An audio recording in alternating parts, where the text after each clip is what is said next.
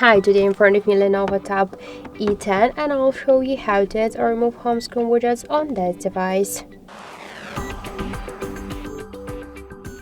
So first we should just hold for a while the home screen with our finger, and then you'll see widgets icon. Just tap on this icon and after that you'll see here all of the available applications which widgets you could add. For example, let's add the Gmail widget. Just to add it to your home screen, you should just hold the widget and drag it to your home screen with your finger. Oh, let's do it one more time.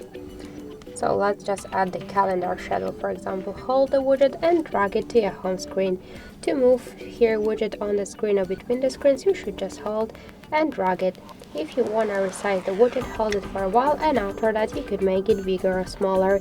And to remove it from your home screen, hold and drag it to remove icon. So that's it. Thank you for watching, and if you like this video, leave thumbs up and subscribe.